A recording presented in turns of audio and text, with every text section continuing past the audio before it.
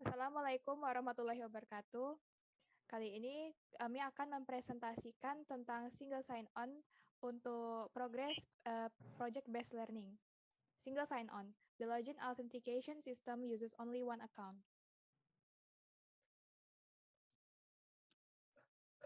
Sebelum itu, saya akan memperkenalkan project manager dan anggota dari kelompok SSO. Yang pertama itu adalah manajer project kami yaitu Pak Supardianto, ketua kami yaitu Samuel Kurniawan, dan anggotanya adalah Yunita Tri Indriani, Joy Gilbert Arapenta, Ismail Wafi, Muhammad Fikri, Rivaldi Maradoni, dan Mujrika Meirasari. Selanjutnya adalah yang akan dipresentasikan. Yang pertama adalah deskripsi project, yang kedua adalah luaran project yang dihasilkan, yang ketiga adalah capaian project saat ini, yang keempat adalah histori pelaksanaan project, yang kelima adalah kendala, yang keenam adalah pembagian kerja, dan yang terakhir adalah rencana tahap selanjutnya.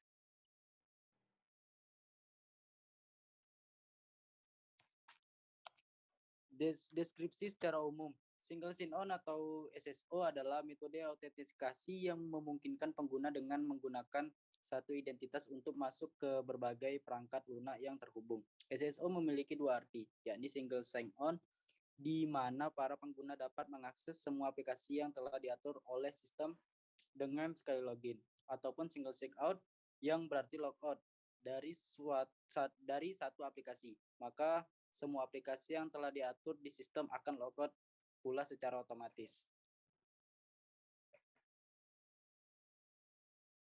Deskripsi project kami di mana kami melakukan perancangan SSO di lab RKS 10.10.4. SSO yang kami gunakan adalah OpenLDAP dengan Pegina sebagai software tambahan.